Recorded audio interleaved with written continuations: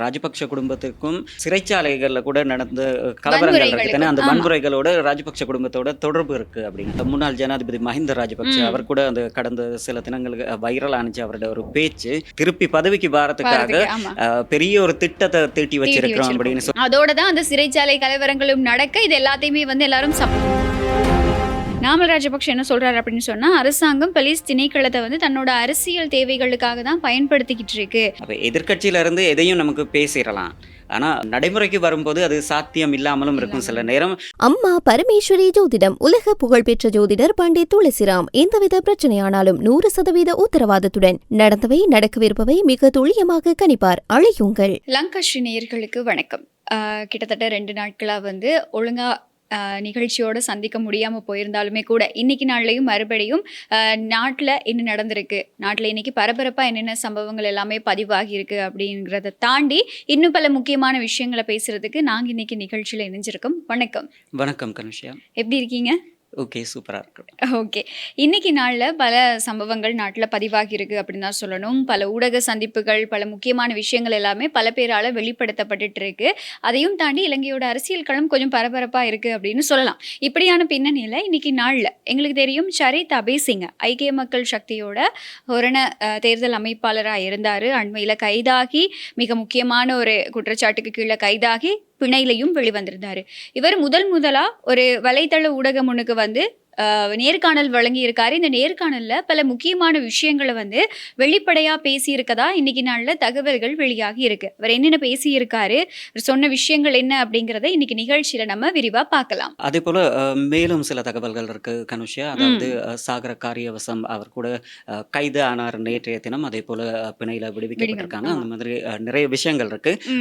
தொடர்ச்சியா நம்ம இதை பத்தி பேசுவோம். ஓகே, அதே மாதிரி நாமல் ராஜபக்ஷ வந்து அரசாங்கத்தை எப்பவுமே விமர்சிச்சுக்கிட்டு இருக்கக்கூடிய பின்னணியில இன்னொரு முக்கியமான விமர்சனம் அவர் தரப்புல இருந்து முன்வைக்கப்பட்டிருக்கு, அவரால் முன்வைக்கப்பட்டிருக்கு அப்படின்னு சொல்லலாம். நீங்க இந்த சாகர காரியவசம் அவரோட கைது பிணை இது தொடர்பா பேசும்போது இந்த விஷயம் தொடர்பா நாமல் ராஜபக்ஷ சொன்ன கருத்தும் இன்னைக்கு நாள்ல ஒரு மிகப்பெரிய பேசு பொருளா மாறி இருக்கு. அரசாங்கம் போலீஸ் திணைக்களத்தை தன்னுடைய அரசியல் தேவைகளுக்காக தான் பயன்படுத்திக்கிட்டு இருக்கு அப்படிங்கிறது தான் நாமல் ராஜபக்ஷ முன் வச்சிருக்கக்கூடிய குற்றச்சாட்டாகவும் இருக்கு. இதை பத்தியும் நிகழ்ச்சியில பேசலாம். இதுக்கப்புறமா மிக முக்கியமா இந்த யுத்த காலத்துல இலங்கையில இருந்து அகதிகளா இந்தியாவுக்கு போன பல பேர் தொடர்பாகவும் இன்னைக்கு நாள் ஒரு அமைச்சரவை முக்கியமான ஒரு தீர்மானம் எடுத்திருக்கு. அதுக்கான அனுமதி வழங்கப்பட்டிருக்கு. அந்த சம்பவம் தொடர்பாகவும் அந்த அனுமதி தொடர்பாகவும் இன்னைக்கு நிகழ்ச்சியில நம்ம பேச போறோம். இது எல்லாத்தையுமே தாண்டி இன்னும் பல முக்கியமான தகவல்களையும் நாங்க 2 பேரும் பேசுறதுக்கு தயாரா இருக்கோம். ஸோ நம்ம லேட் பண்ணாம நிகழ்ச்சிக்குள்ள போயிடலாம். முதலாவது சம்பவம் என்ன அப்படின்னு பாத்தீங்கன்னா, இந்த ஹொரண தேர்தல் அமைப்பாளர், முக்கியமா ஐக்கிய மக்கள் சக்தியோட ஹொரண தேர்தல் அமைப்பாளர் சரித் அபேசிங்க, இவர் வந்து இவருடைய தகவல்கள், இவர் தொடர்பான விஷயங்கள் அப்படி நம்ம எடுத்துக்கிட்டோம் அப்படின்னு சொன்னா அண்மைய தினங்களாவே இவர் கொஞ்சம் பேசு பொருளா மாறி இருந்த ஒரு நபர். அதுக்கான காரணம் என்ன அப்படின்னு சொன்னா, இந்த ஹரக்கட்டா கிட்டேயே லஞ்சம் வாங்கியிருக்காரு அப்படிங்கிற ஒரு குற்றச்சாட்டுக்கு கீழே அவர் வந்து கைது செய்யப்பட்டு விளக்கமறியல்ல வைக்கப்பட்டு அண்மையில பிணையில வெளிவந்திருந்தார். இப்போ அவர் வந்து ஒரு முதல் தடவையா பிணையில வெளிவந்ததுக்கு அப்புறமா முதல் தடவையா ஒரு வலைத்தளத்துக்கு வந்து ஒரு நேர்காணல் வழங்கியிருக்காரு.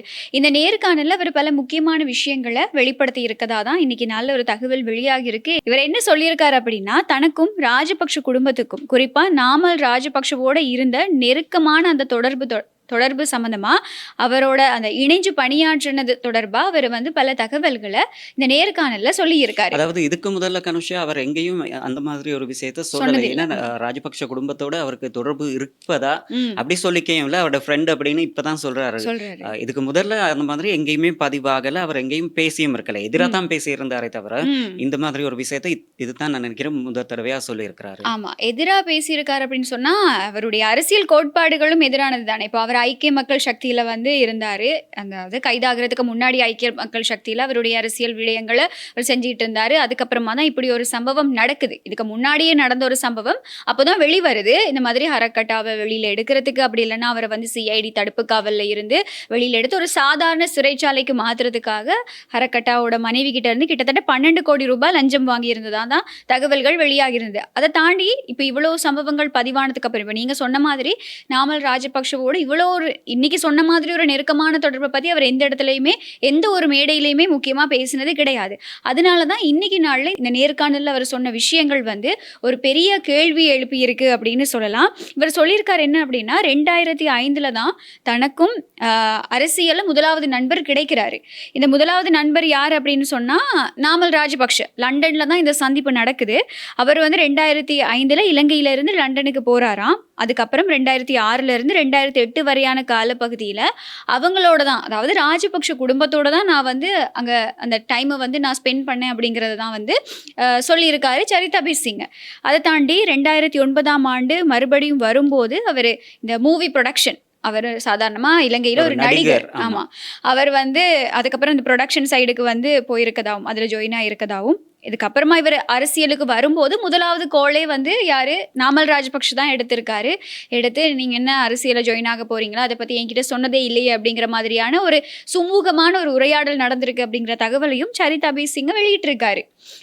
அதையும் அதுக்கு முன்னாடி ஒரு சம்பவம் நடந்திருக்கு. என்ன அப்படின்னு சொன்னா, இளம் வயதுல வந்து இவருக்கு ஒரு அரசியல் பதவி பொருத்தம் இல்லை அப்படிங்கிறதுக்காக மஹிந்த ராஜபக்ஷ அவர் அழைச்சு, இந்த சரிதா பி சிங் நீங்கள் வந்து இந்த குடும்பத்துக்கு ரொம்பவே க்ளோஸான ஒருத்தர், அப்போ உங்களை நாங்கள் எனி டைம் வந்து பகைச்சிக்க முடியும், அதுக்கப்புறம் எங்கள் கூட ஒரு நல்ல தொடர்பில் இருக்க முடியும், ஆனால் முக்கியமான நபர்களை பங்குதாரர்களை கோபிச்சு கொள்வது அப்படிங்கிறது வந்து என்னால் பண்ண முடியாத ஒரு விஷயம். அதனால கொஞ்ச நாட்களுக்கு இந்த அரசியலில் முக்கியமான இளம் வயது அப்படிங்கிறதுனால இந்த முக்கியமான அரசியல் பதவிகள் வேண்டாம் அப்படிங்கிற மாதிரியான ஒரு கருத்தும் மஹிந்த ராஜபக்ஷ தரப்புலேருந்து சொல்லப்பட்டிருக்கு.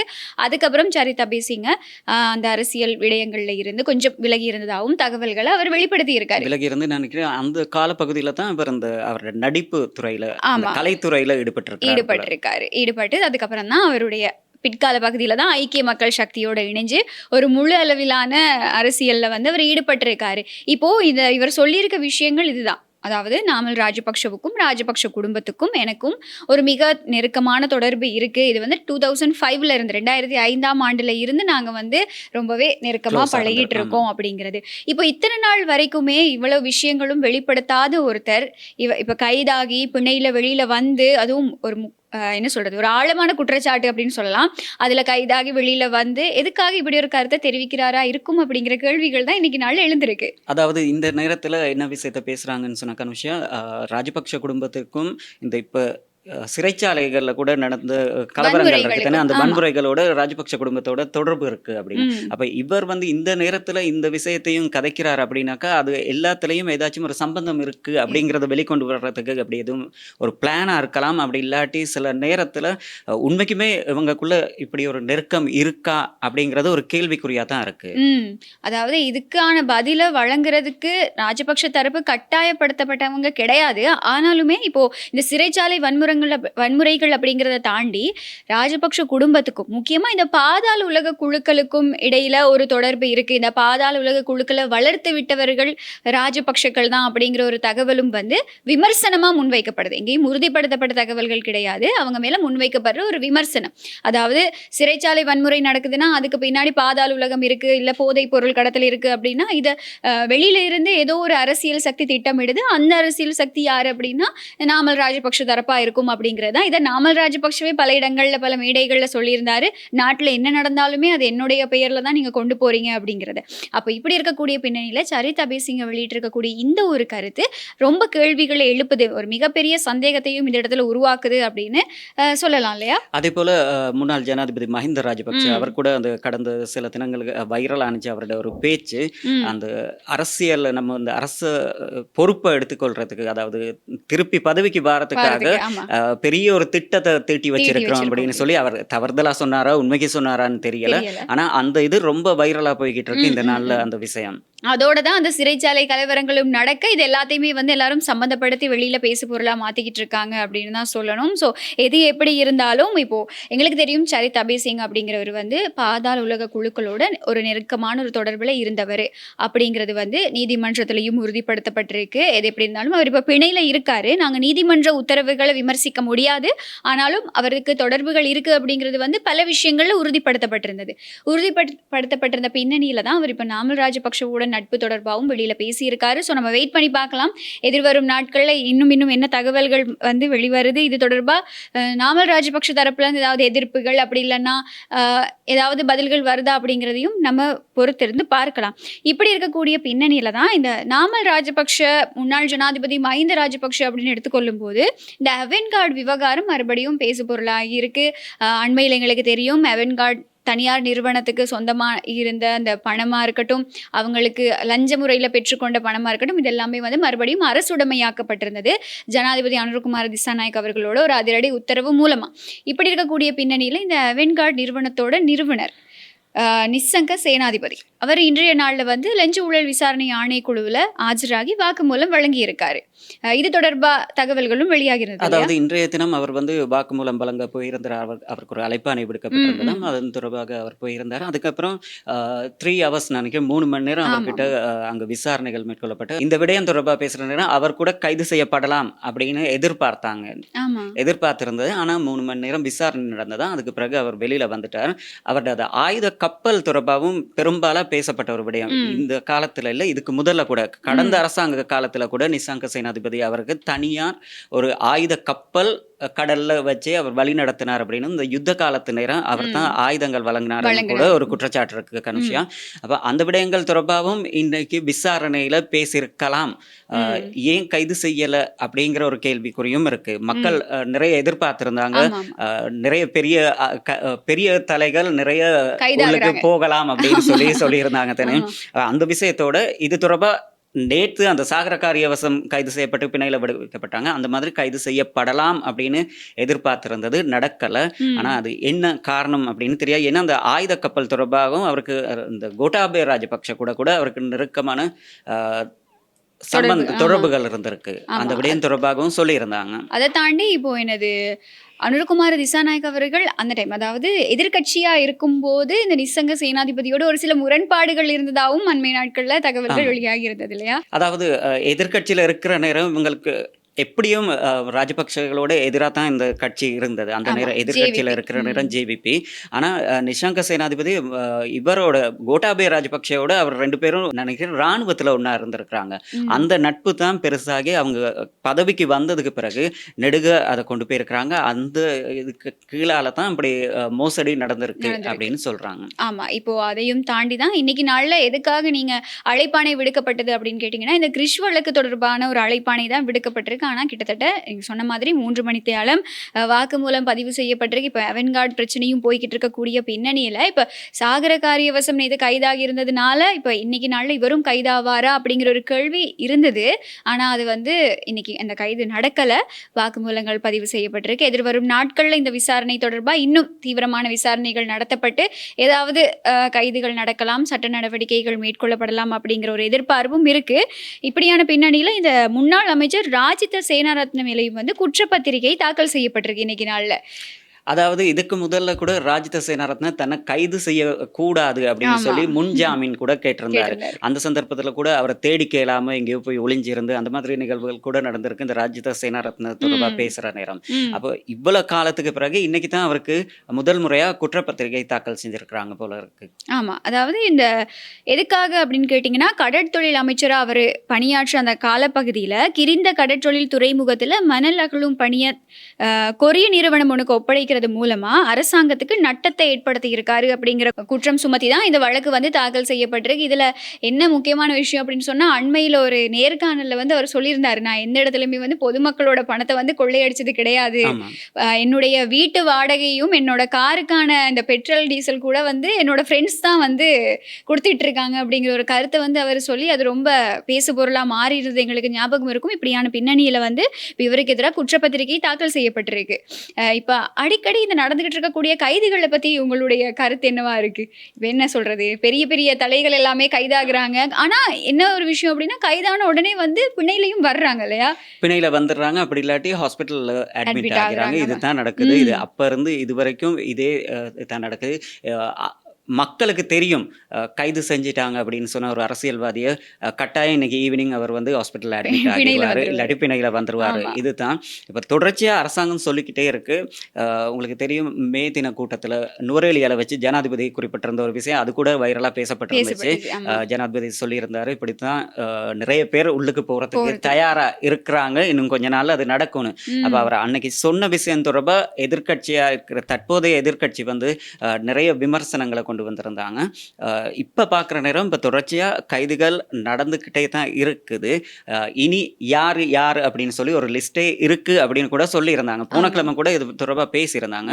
அப்போ இனி வரும் காலங்களில் எந்த பெரிய தலைகள் உள்ளுக்கு போவாங்க, கைது செய்யப்படுவாங்கங்கிறத நம்ம பொறுத்திருந்து தான் பார்க்க வேண்டியதாக இருக்கும். ஆனால் இப்போ இது இப்படியே கொண்டு போகவும் முடியாது இல்லையா? இப்போ நீங்கள் ஏதோ ஒரு முக்கியமான குற்றச்சாட்டு, ரொம்ப பெரிய ஒரு குற்றச்சாட்டாக தான் இருக்கும். நேற்றைய நாளில் சாகர காரியவசம் அவரோட கைது எடுத்துக்கிட்டாலே கூட ஒரு நாட்டோட போலீஸ் மா அதிபர் அவர் பல விஷயங்களோட, அதாவது என்ன சொல்கிறது, பெரிய குற்ற செயல்களோட தொடர்பு பட்டிருக்கக்கூடியவங்களை கைது செய்யக்கூடிய ஒரு நிலைமையில் இருக்கக்கூடியவர், பல விசாரணைகளை முன்னெடுத்துட்டு இருக்கக்கூடிய ஒருத்தர் வந்து மக்களால் நடு ரோட்டில் வச்சு அடித்து கொல்லப்படுவார் அப்படிங்கிற பேரை கேட்க நாங்கள் விரும்பலை அப்படின்னு சொல்லி ஒரு அச்சுறுத்தல் விடுக்கிற விதமாக கதைக்கிறது அப்படிங்கிறது வந்து ஏற்றுக்கொள்ள முடியாது. அதுக்கு நீங்கள் என்ன தண்டனை கொடுக்க போகிறீங்க, என்ன சட்ட நடவடிக்கை எடுக்க போகிறீங்க அப்படின்னா கைது செஞ்சுட்டு ஈவினிங்கே பிணையில் விடுவிக்கிறதாவும் இருக்க முடியாது இல்லையா? அதெல்லாமே வந்து ஏற்றுக்கொள்ள முடியாத விஷயங்கள்.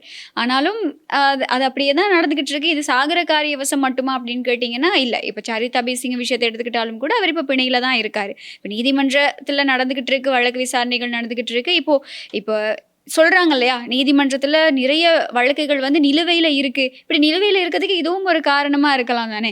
விசாரணைகளை துரிதப்படுத்தாமல் இருக்கதும், அப்படி இல்லைன்னா இந்த மாதிரி பிணையில் விடுவிச்சுக்கிட்டு அதுக்கான உடனடி தீர்வுகள் வழங்காமல் இருக்கதும் அதுக்கான ஒரு காரணமாக இருக்கலாம். சில நேரம் நீதிமன்றங்களில் இருக்க வழக்கில் உடனடியாக தீர்ப்பு வழங்க முடியாது. ஏன்னா குற்றப்பத்திரிகை தாக்கல் செய்கிறதுக்கே ஒரு 3 months ஆகும். அந்த 3 மாதத்துக்கு பிறகு தான் குற்றப்பத்திரிகை, நீங்கள் குற்றவாளியாக இப்படி ஒரு இது உங்களுக்கு எதிராக இருக்குது அப்படிங்கிறத கேட்பாங்க. அதுக்கு முதல்ல போயிட்டு பிணை வழங்குறது, அந்த மாதிரி அந்த சட்ட ஒரு விதிமுறை இருக்கு. அந்த ப்ராசஸ்க்கு போகணும். அதால போகாம இன்னைக்கு போன வழக்குக்கு நாளைக்கு தீர்ப்பு கொடுத்துட முடியாது. அப்படி கொடுத்துட்டா சில நேரம் குற்றவாளியா இல்லாத ஒருத்தர் தண்டிக்கப்படலாம். அந்த ஒரு ப்ராசஸுக்காக தான் கொஞ்சம் காலதாமதம் எடுக்கும். அதாவது நீதிமன்றத்துக்குள்ள இவ்வாறான ஒரு நடவடிக்கைகள் தான் இருக்கு. ஆனாலும் இந்த மக்கள் மத்தியில் இருக்கக்கூடிய ஒரு சின்ன என்ன சொல்றது, மன வருத்தம்னு சொல்லலாம். இப்போ இப்படி காலையில் அரெஸ்ட் ஆகி ஈவினிங் பிணையில் வர்றது அப்படிங்கிறது வந்து மக்கள் மத்தியில் ஒரு சின்ன மன வருத்தத்தை ஏற்படுத்திக்கிட்டு இருக்கு. ஏன்னா எல்லாருக்குமே தெரியும் அவங்க எவ்வளவு தவறுகள் செஞ்சுருக்காங்க. அதெல்லாமே வெளியில் வந்து ப்ரூவ் ஆகிட்டு இருக்கு. அதையும் தாண்டி இந்த மாதிரி பிணையில் வந்து வெளியில் பெரிய ஊடக சந்திப்புகளை நடத்துறது, அதை பார்க்கக்கூடிய நிலைமைக்கு தள்ளப்படுறதுமே வந்து மக்கள் மத்தியில் ஒரு சின்ன மன வருத்தத்தை ஏற்படுத்தி இருக்கு அப்படிங்கிற ஒரு விஷயம் தான். ஸோ இப்படி இருக்கக்கூடிய பின்னணியில் இந்த போலீஸ் மா அதிபருடைய விஷயம், சாகர காரியவசம் சொன்ன அந்த கருத்துக்காக தான் அவர் நேற்றைய நாளில் அரெஸ்ட் ஆகுறாரு. இதுக்கு வந்து நாமல் ராஜபக்ஷ ஒரு கருத்து சொல்லியிருக்காரு.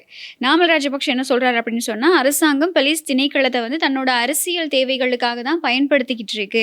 இதுக்கு முன்னாடியும் அவர் சொல்லியிருந்தாரு, எனக்கு வந்து போலீஸ் திணைக்களம் மேல நம்பிக்கை இல்லை, ஆனா எனக்கு நீதிமன்றம் சுயாதீனமா இருக்கு அப்படிங்கிறது வந்து நான் நம்புறேன், நீதிமன்றத்தை நான் நம்புறேன் அப்படிங்கிறது தான் நாமல் ராஜபக்ஷ சொல்லியிருந்த விஷயம்.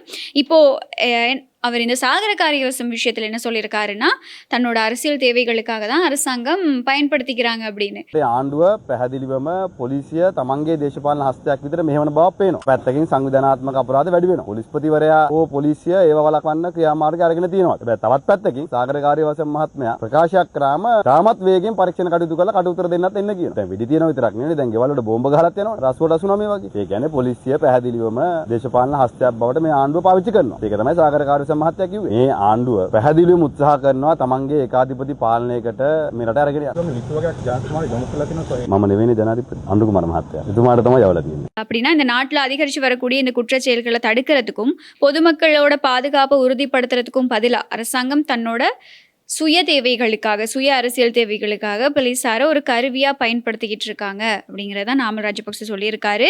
திட்டமிட்ட குற்றச்செயல்கள் நாளுக்கு நாள் அதிகரிச்சிட்டு இருக்கு. வீடுகளுக்குள்ள குண்டுவீச்சு தாக்குதல் நடத்தப்படுற அளவுக்கு பொதுமக்களோட பாதுகாப்பு வந்து கேள்விக்குறியாகிருக்கு. ஆனால் இந்த மாதிரியான குற்றச்செயல்களை தடுக்கிறதுக்கு பதிலாக போலீஸ் மா அதிபரோ போலீஸ் திணைக்களமும் உரிய நடவடிக்கை எதுவுமே எடுக்கலை அப்படிங்கிறது தான் ஒரு எதிர்கட்சி தரப்புல இருந்து நாமல் ராஜபக்ச சொல்லக்கூடிய ஒரு விஷயமாகவும் இருக்கு. இவ்வாறான குற்றச்சாட்டு இந்த போலீஸ் மா அதிபருக்கு மட்டும் இல்லை, இதுக்கு முதல்ல இருந்தவங்க கூட இதே மாதிரியான குற்றச்சாட்டுகள் இருக்கு. அதோட இன்னொரு விஷயம் தான் கனுஷா, போலீஸ் மா அதிபர் அப்படின்னு சொன்னாலே அவர் ஒரு அரசாங்கத்துல இருக்க ஒரு உயர் அதிகாரி. அப்ப அரசாங்கம் இப்ப இருக்க ஆட்சியில இருக்க அரசாங்கம் எதை சொல்லுதோ அப்ப அதுக்கு கட்டுப்படக்கூடியவங்களா தான் இருக்கணும். அப்ப எதிர்க்கட்சியில இருந்து எதையும் நமக்கு பேசிடலாம். ஆனா நடைமுறைக்கு வரும்போது அது சாத்தியம் இல்லாமலும் இருக்கும். சில நேரம் அரசாங்கத்தால இவரோட உயர் அதிகாரிகள் இவருக்கு என்ன ஆர்டர் கொடுக்குறாங்களோ அதை இவர் செயற்படுத்துறதுக்கு கட்டாயப்பட்டிருக்கிறார். அப்ப அந்த மாதிரி நேரத்துல அரசாங்கத்துக்கு சார்பா தான் வேலை செய்ய வேண்டி வரும். ஏன்னா அவர் அரசாங்கத்தை கிட்டத்தட்ட சுயாதீனமா தான் இருக்கணும். போலீஸ் திணைக்களம் அப்படிங்கிறது வந்து சுயாதீனமா இருக்கணும், நீதிமன்றமும் அந்த மாதிரி சுயாதீனமா தான் இருக்கணும். ஆனா அதை தாண்டி என்னென்ன நடவடிக்கைகள் எடுக்கணும் அப்படிங்கிறது தொடர்பா ஒரு கட்டளைகள் இருக்கும் இல்லையா, அந்த கட்டளைகளுக்கு ஏற்ற விதத்துல தான் அவங்க நடந்து கொள்ளணும். அதை தாண்டி இப்போ இவங்க தரப்புல இருக்கக்கூடிய பிரச்சனை என்ன அப்படின்னு சொன்னா எல்லா வழக்குகளும் வந்து அவங்களுக்கு எதிராகவே வந்துகிட்டு இருக்கு.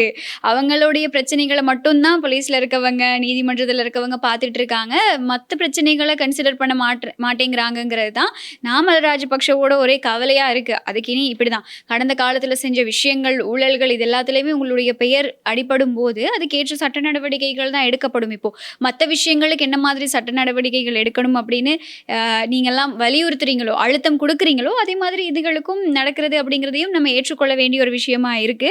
எது எப்படி இருந்தாலும் இப்போ சாகர காரியவசமோட கைது தொடர்பாகவும் பிணை தொடர்பாகவும் நாமல் ராஜபக்ஷ வெளியிட்டிருக்கக்கூடிய கருத்து இதுவாக தான் இருக்கு. ஆனால் இப்போ கொஞ்ச நாளாக நாமல் ராஜபக்ஷவோட மேடை பேச்சுக்கள் எல்லாம் கொஞ்சம் இன்னும் கொஞ்சம் அதிகமாக இருக்க மாதிரியும் அரசாங்கத்தை விமர்சிக்கிற தொனி மாறி இருக்கிற மாதிரியும் தான் பார்க்கறதுக்கு விளங்குது. ஏன்னா இப்போ 2029 ஜனாதிபதி ஆகிறதுக்கு அவர் காத்திருக்காரு அப்படி தான் சொல்லணும். இப்படி இருக்கக்கூடிய பின்னணியில் ஆரம்பத்தில் கொஞ்சம் விமர்சனங்களாக மட்டுமே முன் வச்சுக்கிட்டு இருந்தவர் இப்போ அண்மை நாட்களாக வந்து கொஞ்சம் தொனியை மாற்றி இருக்கிற மாதிரி பார்க்குறது கொஞ்சம் அப்படி தான் இருக்குது. ஸோ இந்த மாதிரி நாமல் ராஜபக்ஷவோட கருத்துக்கள் இந்த மாதிரி வெளியாகிட்டு இருக்கக்கூடிய பின்னணியில் இன்னொரு செய்தி இன்னைக்கு நாளில் வெளியாகிருக்கு, முக்கியமான ஒரு செய்தி அப்படின்னு சொல்லலாம். என்ன அப்படின்னா, இந்த யுத்த காலத்தில் முறையான டாக்குமெண்ட்ஸ் எதுவுமே இல்லாமல் இந்தியாவுக்கு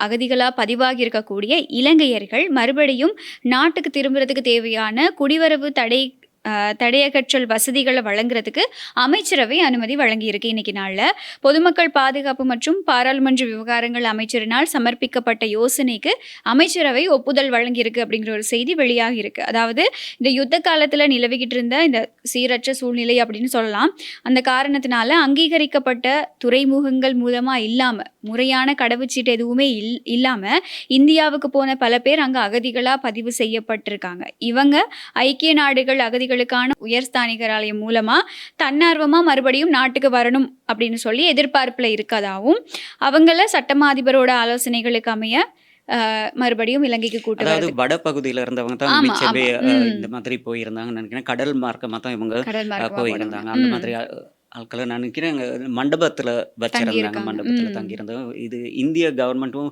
அடிக்கடி இலங்கை கவர்மெண்ட்க்கு இது தொடர்பாக தெரிவிச்சிருந்தாங்க, வலியுறுத்தி இருந்த ஒரு விஷயம்.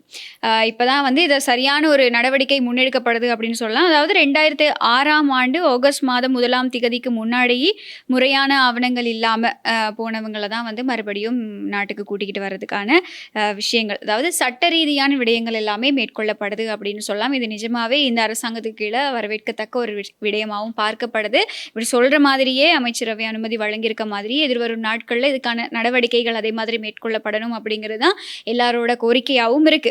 ஸோ இன்னைக்கு நாளில் இந்த மாதிரியான செய்திகள், இந்த மாதிரியான தகவல்கள் தான் பதிவாகி இருக்கு. இதை தாண்டியும் பல விஷயங்கள் நடந்திருக்கு. ஆனால் முக்கியமாக பேசப்படுற பல விஷயங்கள் தான் இன்னைக்கு நிகழ்ச்சியில் நாங்கள் உங்களுக்காக எடுத்துட்டு வந்திருக்கோம். ஸோ நாளைக்கும் இதே மாதிரி எங்களுடைய நிகழ்ச்சியோட கலந்துக்கிறதுக்கு நாங்கள் தயாராக இருக்கோம். இந்த சம்பவங்கள் தொடர்பாக நிகழ்ச்சி தொடர்பாக உங்களோட கருத்துக்களை வந்து கமெண்ட்ல சொல்லுங்க. ஸோ நாளைக்கு நம்ம சந்திக்கலாம். ஓகே, நாளைக்கு சந்திப்போம். ஓகே. அம்மா பரமேஸ்வரி ஜோதிடம் உலக புகழ்பெற்ற ஜோதிடர் பண்டிட் துளசிராம் எந்தவித பிரச்சனையானாலும் 100% உத்தரவாதத்துடன் நடந்தவை நடக்கவிருப்பவை மிக துல்லியமாக கணிப்பார். அழையுங்கள்.